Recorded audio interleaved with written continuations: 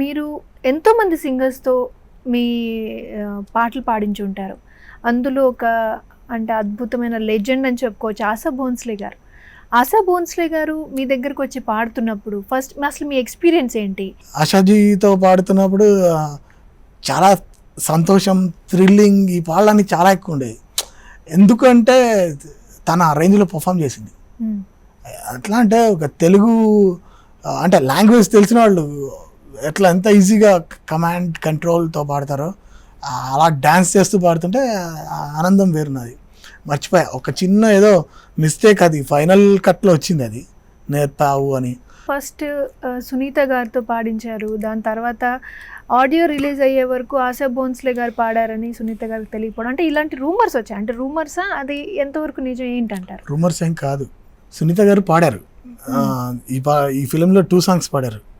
అయితే అప్పటికి మేము ఒక స్టోన్ వేసి ఉన్నాం అక్కడ. అంటే ఆశా భోంస్లే గారికి ఫోన్ చేసి ఉన్నాను నేను.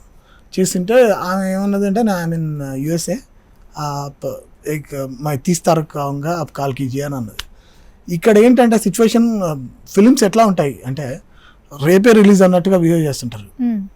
సరే దూరపు కొండలు నున్నగా ఉంటాయి అంటే అంటే ఒక మామూలు కమర్షియల్ సింగర్ అయితే కనుక వాళ్ళ గురించి పెద్దగా పట్టించుకోనక్కర్లేదు. వాళ్ళని కోరుకుంటే కనుక సింపుల్గా డబ్బులు ఇచ్చేసి పాడిచ్చేసేసుకొని మనం ఆత్మసంతృప్తి ఇచ్చేసేసుకోవచ్చు. ఇక్కడ ఏంటంటే ఆశా భోంస్లే గారు, లతా మంగేష్కర్ గారు ఇలాంటి లెజెండ్స్ విషయానికి వస్తే డబ్బులు అనేవి ముఖ్య భూమిక వహించేదండి.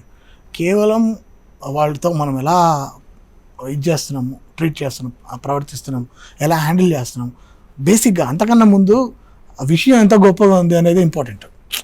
కంపోజిషన్ వాళ్ళకి నచ్చడం ఇంపార్టెంట్. నచ్చిన తర్వాత మనం వాళ్ళను ఎలా కన్విన్స్ చేయగలుగుతాం అనేది ఇంకొక ఇంపార్టెంట్ విషయం.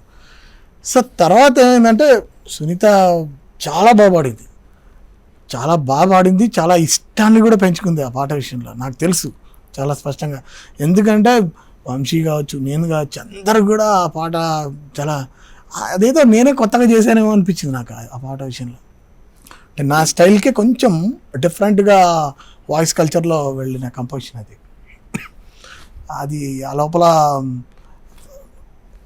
తను ఆశాజీ విల్లింగ్ ఇవ్వడం, నేను చెప్పాలి నా బాధ్యత కాబట్టి నేను డైరెక్టర్కి చెప్పాను. వాళ్ళు ఊరుకోరు. అంటే ఒక ప్రోడక్ట్కి ప్రోడక్ట్ ఇంపార్టెంట్. ఇక్కడ వ్యక్తుల కన్నా కూడా product important according to Vamshi. ఎవరైనా కూడా కరెక్టే. అది మనం ఏం చేసైనా సరే ఒక ప్రోడక్ట్కి ఒక అందంగా ఒక రూపకల్పన చేయాలి, ఒక కొత్తదనం క్రియేట్ చేయగలగాల అనే యాంగిల్లో ఆలోచించాము. డెఫినెట్గా నీకు హెల్ప్ అవుతుంది, కొన్ని విషయాలు నువ్వు మరీ ఇట్లా మొండిగా ఉండొద్దు అని చెప్పి చాలా సీరియస్గా చెప్పారు నాకు. సరేలే, సినిమా ఇండస్ట్రీ అట్లాగే ఉంటుంది. ఒక్కసారి ఆ పాట మా వ్యూవర్స్ కోసం పాడతారా? నాలో ఊహలకు నాలో ఊసులకు నడకలు నేర్పావు. ఒక అద్భుతమైన కంపోజిషన్ తయారు చేయడానికి నాకు పట్టే కాలం చాలా ఎక్కువ. ఎందుకంటే దాని ప్రాసెసింగ్ టైం చాలా ఎక్కువ ఉంటుంది. నువ్వే నా పాట ఉంది, కొన్ని 100 గంటలు ప్రాక్టీస్ చేసింటాను నేను.